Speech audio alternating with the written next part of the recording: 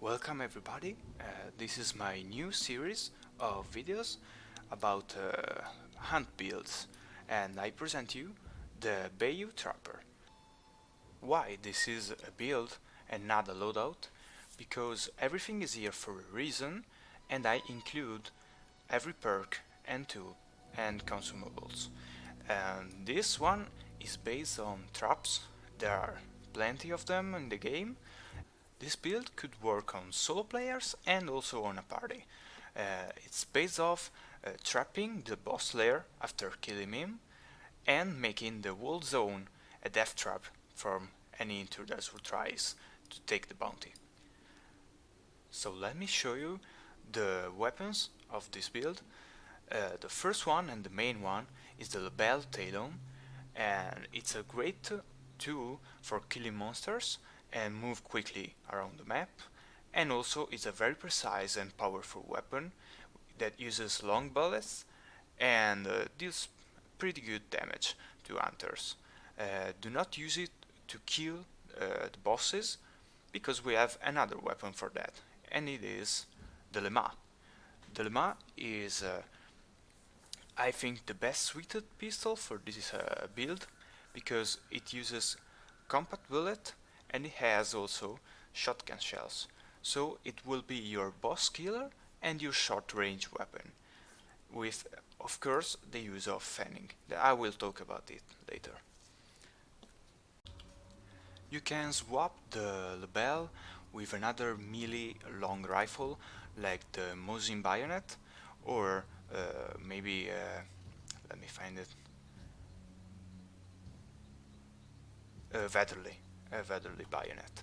But I think the best option is the Lebel. It does more damage on his melee attack and it can hit multiple enemies.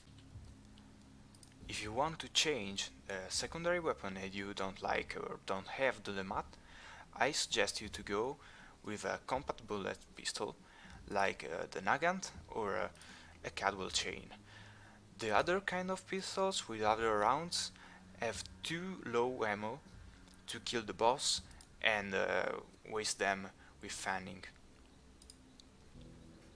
With these two weapons you have both long and short range options, and you can easily kill bosses and smaller monsters. But the main part of this build are the tools, of course. So you have concertina mines, all trip mines, the first aid and the vitality shot for healing, the flare pistol, which is rather important, and a Vox dynamite stick with or a normal dynamite or a stick bomb. You can swap them. The important thing is that you use a dynamite kind of bomb, not a frag, and maybe not a too big dynamite. I'll explain you why in a moment. So your goal is to put down as many traps as you can. The concertina will be used to block small corridors or doors, and you put an alert mine beside of red or yellow barrels.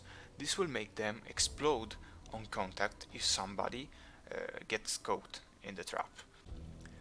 So you can spread them not only in the boss layer or in a precise building, but you can just spread them across the map or across the area where you want them to be. And another tripmized well placed will kill one or more hunters with just one mine, and concertina trip mines along with concertina bomb to block an exit will make it pretty much impossible for other hunters to get inside quickly and without making noise. So, why the flare pistol? What if somebody spots your mine near, especially your alert mine, that maybe you have put aside of a barrel? Then you can ignite it with your flare pistol immediately, and they will explode while they are disarming the trap. You can also use it to kill some monsters if you can't kill them with the Lebel, but it's pretty loud and pretty risky because you leave the flesh on the ground. the dynamite stick is made to break, just break the concertina you've put down if you need to escape fast, because it is the only fast way to escape. And a too powerful bomb like a frag bomb or a dynamite bundle will be probably harmful for you and probably will kill you, but a small dynamite will do the job every time. You need a melee weapon in one of your two primary weapons because you will not have space for carrying an extra tool. Now let's talk about the perks. This build, I think it could go without perks, but it will not be at its full potential. You don't need so many as I have, you just need these three main perks. One is fanning. Fanning is really important to being able to put up a nice fight in short ranges. Otherwise, your only shotgun shot with the mat is not really a good short range options. It's more for killing the boss like the butcher. And then you have Iron Sharpshooter, who makes the label um, pretty much faster to kill hunters and more reliable. I really like to play it with this along with this perk, and it makes you better focused on the aim when you shoot somebody. The third, and I think probably most important perk of this build is Poacher. It allows you to place and disarm traps quietly, and this is really important because you can also put traps near enemy hunters, and it also works with the normal traps, bear traps you find in the world, so it's really important to have it. It just costs 3 upgrade points, so it is not much. Then you can pretty much put whatever you want in these other perks. I think Pallet Grabber is really good for not wasting bullets with the level or Mosin you will be carrying. Frontiers Man is really important because you can carry 4 tools, otherwise you can just not carry your flare pistol, is not so vital for the build. And then you can have Vigilant if you don't want to risk falling in your own traps. It happens pretty frequently.